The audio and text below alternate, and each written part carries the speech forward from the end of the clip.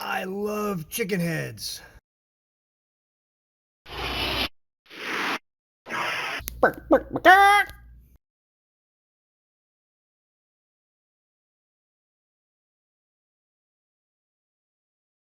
What are chicken heads, you ask?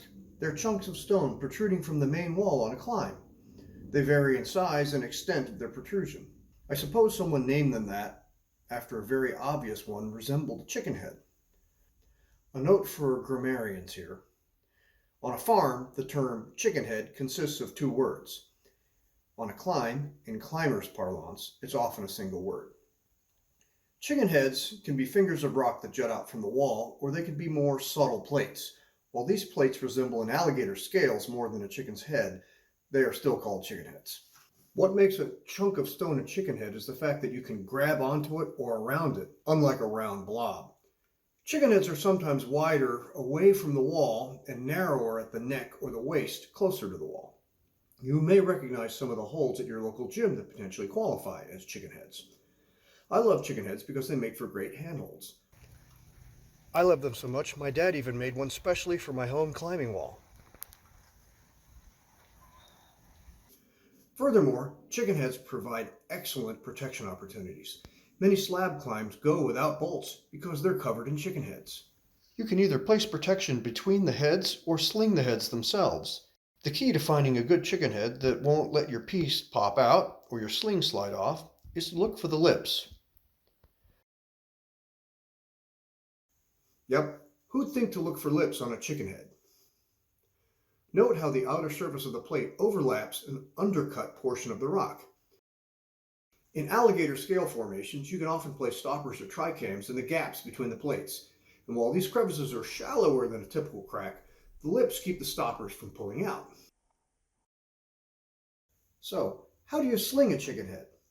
Well, there are a couple of ways. First, let me state that the thinner slings or cords work better because they're less bulky and can get behind thinner lips than wider webbing. The easiest is simply to drape the sling over the head, as long as the head sticks out far enough. A long sling and a long runner can help prevent the rope from pulling the sling off of the head. You can also double wrap the sling around the chicken head. A more secure way is to girth hitch the sling around the head. Girth hitching is a bit bulkier because you have two strands of webbing, one on top of the other, wrapped around the head. Remember that outer plate? That outer plate creates a lip behind which you can secure your sling. For lower profile heads, simply loop the sling over the head, secure it behind the lips. To tighten down around the lip, make a loop in the sling. Take the strand from the top side of the loop, bring it underneath, and then poke it up through the hole that you've just made.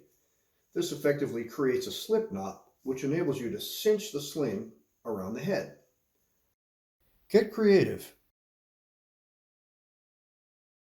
Here, I've tightened the sling around the chicken head by twisting it.